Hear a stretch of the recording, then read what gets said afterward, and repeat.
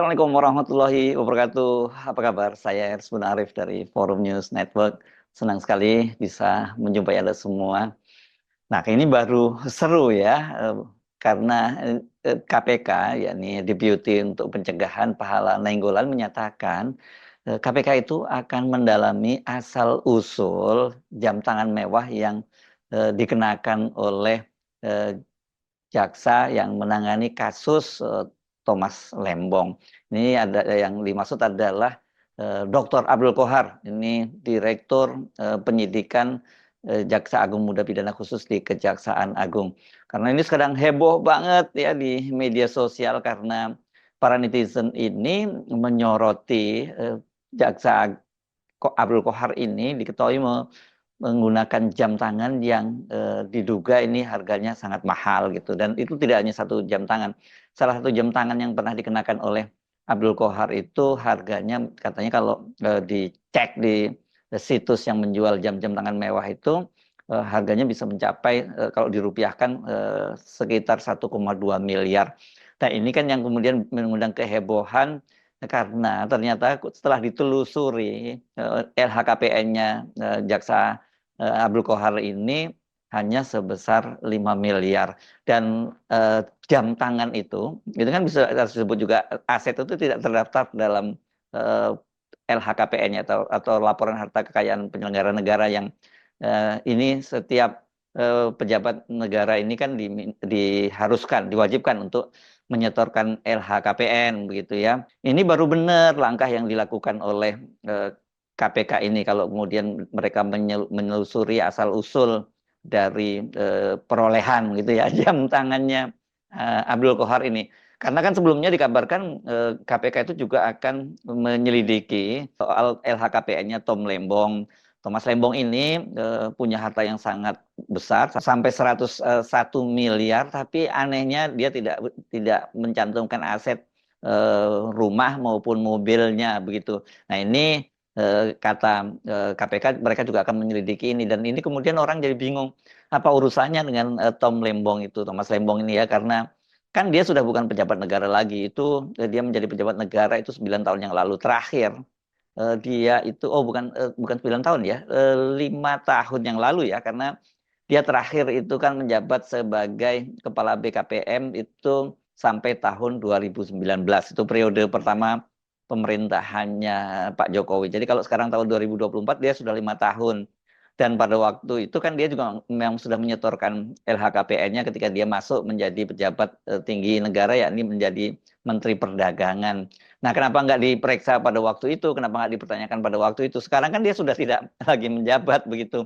Apalagi kan yang sangat menarik ini kan Tom Lembong itu sekarang dijadikan sebagai tersangka dan kemudian juga ditahan oleh Kejaksaan Agung karena diduga dia melakukan tindak pidana korupsi mengizinkan impor gula mentah ke Indonesia yang mengakibatkan kerugian negara sebesar 400 miliar. Dan menariknya Kejaksaan Agung itu menyatakan sampai sekarang mereka belum mendapatkan bukti adanya aliran dana ke Tom Lembong. Karena ini kan bukan actual loss tapi potential loss. Jadi artinya negara itu berpotensi dirugikan sampai 400 miliar akibat kebijakan Tom Lembong itu tadi mengizinkan impor gula mentah yang kemudian oleh Direktur Pengembangan Bisnis dari PPI, Charles Sitorus itu digunakan untuk memberikan izin kepada sejumlah perusahaan swasta. Ada 8 perusahaan swasta. Itu yang kemudian katanya harusnya kan ini yang mengimpor ini adalah BUMN, dan karena yang mengimpor itu perusahaan swasta, kemudian pemerintah dirugikan sampai 400 miliar karena harusnya pemerintah kalau yang mengimpor itu adalah BUMN itu dapat untung sampai 400 miliar. Nah, sekarang ini justru yang harus membuktikan sebaliknya soal asal usul jam tangannya itu adalah Pak Jaksa Abdul Qohar, ya, karena ini mencurigakan, dan seperti dikatakan oleh Pak Alhan Nainggolan itu KPK akan memanggil Jaksa Abdul Qohar ini. Ini pasti momen yang sangat ditunggu-tunggu oleh publik, bagaimana Pak Abdul Qohar ini menjelaskan asal usul pemilikan jamnya itu. Ya. Saya lihat dulu ya LHKPN-nya, kata Deputi Bidang Pencegahan dan Monitoring KPK Pahala Nainggolan. Ini saya baca di inilah.com hari Sabtu ini ya, tanggal 2 November 2024. Tapi nggak usah melihat dulu ya LHKPN-nya, karena ini kan bisa diakses oleh publik. Ini netizen sudah mengaksesnya gitu dan tahu berapa harta kekayaan dari Abdul Qohar ini. Tetapi seperti dikatakan oleh Pahala Nainggolan, dia memastikan bahkan menelisik harta kekayaan milik dia itu hingga mendalam. Apalagi ditemukan kejanggalan dalam laporan harta kekayaan, dan karena itu ya kata dia terbuka peluang untuk memanggil Abdul Qohar yang sekarang ini menjabat sebagai Direktur Penyidikan di Jaksa Agung Muda Pidana Khusus Kejaksaan Agung. Ini untuk melakukan klarifikasi. Nah, kalau klarifikasi ini saya kira para netizen banyak yang sudah mulai apa ya, mulai alergi atau mulai sensitif kalau ada kalimat klarifikasi. Ini kaitannya dengan klarifikasi terhadap Kaisang Pangarep, anak bontotnya Pak Jokowi yang menggunakan private jet, dan akhirnya hasilnya adalah bahwa tidak ada gratifikasi karena dia bukan pejabat negara. Jadi anaknya presiden itu karena dengan alasan dia sudah terpisah rumah tangganya, sudah punya kakak sendiri, jadi dinyatakan bukan gratifikasi. Nah, kita tunggu apalagi dalihnya dari KPK nanti ketika dia atau mereka ini memanggil Pak Jaksa Abdul Qohar. Hebohnya Jaksa Abdul Qohar ini memakai atau memiliki jam tangan yang mewah itu, yang harganya mahal itu, semua akan dicuitkan oleh akun X @bosporwa. Dan dia mengunggah tangkapan layar, salah satunya ya ini pada saat konferensi pers Abdul Qohar. Kok simpel gitu jamnya ya, keren. Ada yang tahu merek jam dan harganya, Bre? Pengen beli, kata dia. Ini dicuitkan pada hari Sabtu ini ya gitu, tanggal 2 November 2024. Kemudian Bosporwa ini mencolek ini admin dari akun Kejaksaan RI, KPK RI, mau cek tuh LHKPN-nya Abdul Qohar, ada nggak jam tangan merek ini? Di situ tertulis jam tangannya ini, mohon maaf nih kalau saya salah bacanya ya, Audemars Piguet, Royal Oak Offshore, Rubens, Barrichello, Chronograph, Red, garis miring laser, terus kemudian 46 mm. Ya, kemudian dia menyentil akun X lainnya @Tokugawa Kenshin. Nah, ternyata kemudian dari akun Tokugawa Kenshin ini diketahui bahwa itu dia melihat situsnya The Watch Agency. Nah, jam tangan itu katanya dibanderol seharga 69.100 euro atau setara 1,22 miliar. Ini dengan kurs 1 euro itu 17.640. Ini harga ini belum termasuk pajak dan biaya barang impor untuk masuk ke Indonesia. Wah, ini jadi berapa harganya ya? Akun yang sama juga kembali mengulik koleksi jam tangan Abdul Qohar lainnya yang rata-rata dibanderol di atas 500 juta. Ada Rolex Daytona juga nih yang harganya cukup fantastis. Makin mencurigakan ya, gengs, cuit akun dari Tokugawa Kenshin ini. Nah, ternyata kalau dari hasil penelitikan dari media itu, Abdul Qohar itu terakhir melaporkan kekayaannya pada tanggal 31 Januari 2024. Ini jadi ya belum terlalu lama ya kan waktu itu, tapi dia masih menjabat sebagai Wakil Kepala Kejaksaan Tinggi Nusa Tenggara Barat. Ini Abdul Qohar ini kan setelah dia menjadi Wakil Kepala Kejaksaan Tinggi Nusa Tenggara Barat, kemudian dia dipromosikan menjadi Direktur Penuntutan di Jaksa Agung Muda Pidana Khusus, dan kemudian sekarang menjadi Direktur Penyidikan masih di lingkungan yang sama ya, ini Jaksa Agung Muda Pidana Khusus di Kejaksaan Agung. Total harta kekayaan Abdul Qohar itu 5,6 miliar dengan porsi aset terbesar adalah tanah dan bangunan senilai 4,42 miliar. Abdul Qohar juga tercatat memiliki 10 bidang tanah dan bangunan di Kabupaten dan Kota Malang serta Kabupaten Lamongan. Sedangkan kendaraan itu dia punya Toyota Jeep tahun 2018 dan sepeda motor Honda senilai 314 juta. Dan kemudian Abdul Qohar juga memiliki harta bergerak lainnya sebesar 5 juta serta kas dan setara kas sebanyak 1,02 miliar. Namun Abdul Qohar juga mengakui punya utang sebesar 150 juta. Kalau dari LHKPN-nya itu memang nggak ada ya jam tangan ini ya. Dan kalau betul itu yang yang diunggah oleh para netizen itu salah satu jamnya saja harganya itu belum termasuk pajak dan lain-lainnya itu saja sampai 1,22 miliar. Jadi berapa tuh dong total kepemilikan jamnya ini ya? Jam ini kan termasuk aset yang barang mewah ya. Ini kan nggak masuk akal juga. Nah, kalau sebelumnya Pak Jaksa ini menyatakan bahwa dia atau kejaksaan itu belum menemukan aliran dana dalam kasus impor gula mentah itu. Nah, sekarang gantian nih Pak eh, Abdul Qohar yang harus menjelaskan dari mana asal usul kepemilikan jam tangan itu, apakah dia dibeli sendiri ataukah itu gratifikasi, itu mesti dijelaskan gitu. Atau jamnya bukan jam tangan asli KW gitu. Saya kira nggak mungkin lah Pak Abdul Qohar menggunakan jam tangan yang KW, kan dia tahu hukumnya nggak boleh seperti itu ya.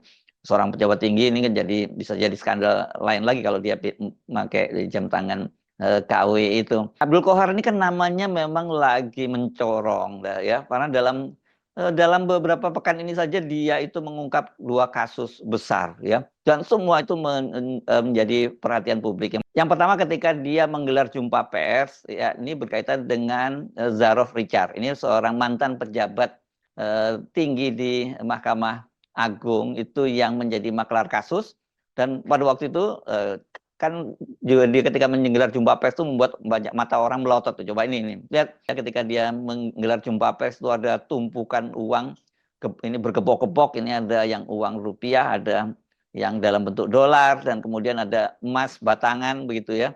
Dan pada waktu itu katanya sudah dihitung total uang yang disita dari Zarof Richard itu 920 miliar plus 51 kilogram emas batangan. Dan ini kalau dirupiahkan harganya ya sekitar 70 sampai 80 miliar. Jadi total uang yang disita dari Zarof Richard ini sampai 1 triliun.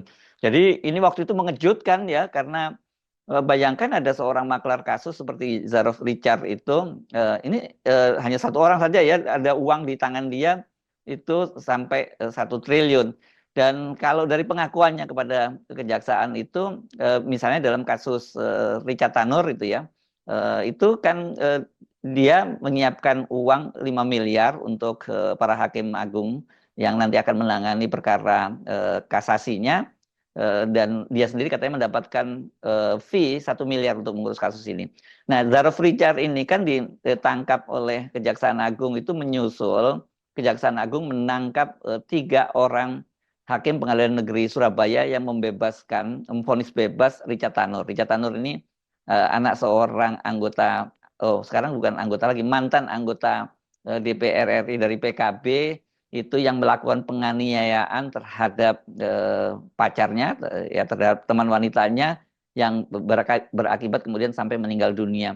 Dan ini beritanya waktu itu menggegerkan, tetapi yang lebih mengejutkan lagi itu adalah ternyata kemudian ketika dia disidangkan di Pengadilan Negeri Surabaya itu divonis bebas. Nah, ini jaksa kemudian mengajukan banding dan kemudian sampai pada kasasi, dan dari itulah kemudian terungkap bahwa ini ada gratifikasi kepada para hakim yang menyidangkan kasusnya Ronald Tanur ini. Dan dari penangkapan terhadap 3 orang jaksa di Pengadilan Negeri Surabaya itulah kemudian kejaksaan menelusuri siapa yang jadi maklar kasusnya, dan diketahui bahwa itu Zarof Richard. Ini mantan pejabat tinggi di Mahkamah Agung, dan kemudian itu bikin gempar. Ini belum lama berselang tiba-tiba saja kemudian Pak Abdul Qohar ini selaku Direktur Penyidikan dari Jampitsus itu kembali mengumumkan satu kasus yang cukup besar juga, yakni menetapkan dan menahan Thomas Lembong, ini mantan Menteri Perdagangan pada periode pertama pemerintahnya Pak Jokowi. Nah, rupanya gara-gara kasus dari Thomas Lembong inilah kemudian Pak Jaksa Abdul Qohar ini mendapat sorotan dari publik. Karena apa? Karena kasus ini dianggap kontroversial begitu, dan publik mencurigai bahwa ini kasus ini kan katanya konstruksi hukumnya tidak cukup kuat, tapi kenapa kemudian dipaksakan Tom Lembong itu menjadi tersangka? Kenapa disebut tidak cukup kuat? Karena pertama itu bahwa itu adalah korupsi kebijakan, karena disebutkan bahwa Thomas Lembong itu mengizinkan impor gula mentah itu, gula putih mentah itu ke Indonesia, padahal harusnya itu kalau impor itu harus ada rekomendasi dari kementerian terkait, dalam ini Kementerian Perindustrian. Selain itu kan disebutkan pada waktu itu stok gula di Indonesia itu melimpah. Ya kalau stoknya melimpah itu kan bisa merugikan para petani begitu. Tetapi karena kejaksaan menyatakan bahwa mereka belum punya alat bukti, ini yang kemudian menjadi banyak sorotan. Ada apa ini sungguhnya? Apakah ini ada agenda politik? Dan kemudian yang lebih mengejutkan lagi adalah Ketua Komisi 3 Habibur Rahman ini dari Partai Gerindra yang meminta agar kejaksaan itu menjelaskan konstruksi hukumnya dari kasus Thomas Lembong ini, karena kalau tidak ini dikhawatirkan ini muncul dugaan bahwa ini ya politisasi atau kriminalisasi terhadap Tom Lembong, apalagi konstruksi hukum yang disampaikan oleh jaksa itu masih sangat sumir. Dan Habibur Rahman ini khawatir kalau kemudian ini yang terkena imbasnya itu adalah Presiden Prabowo Subianto. Nah, soal inilah kemudian berkembang bahwa ada dugaan berarti ini yang bermain adalah mantan Presiden Jokowi. Kenapa? Karena seperti pengakuannya kejaksaan juga bahwa kasus ini mulai diselidiki pada bulan Oktober tahun 2023, katanya sebelum Thomas Lembong itu menjadi ko-Timnas Amin, pasangan Anies dan Muhaimin ya, maksudnya Amin itu ya. Nah, tapi dari situ kemudian orang juga mulai tahu loh kalau bulan Oktober itu kan sebenarnya memang semua orang tahu bahwa Thomas Lembong ini adalah salah satu pendukung utama dari Anies Baswedan yang sering mendampingi Anies tampil dalam beberapa forum. Dan kemudian berarti kalau tahun 2023 ya itu masih eranya Pak Jokowi. Jadi saya kira mestinya Gerindra tidak perlu terlalu khawatir, cukup menjelaskan pada publik bahwa kasus ini walaupun Thomas Lembong itu ditahan pada masa pemerintahannya Pak Prabowo, tapi sebenarnya sudah ditangani sejak dari eranya Pak Jokowi. Jadi kalau ada order, itu bukan order dari Pak Prabowo. Nah, jadi kasus Tom Lembong ini kemudian nuansa politiknya memang menjadi sangat kuat dan kemudian mendapat sorotan publik. Jadi wajar kalau kemudian Jaksa Abdul Qohar ini juga mendapat sorotan, apalagi kemudian dia tampil dengan jam yang diduga merupakan barang-barang yang sangat mewah dan nggak sesuai dengan profilnya sebagai seorang jaksa ini.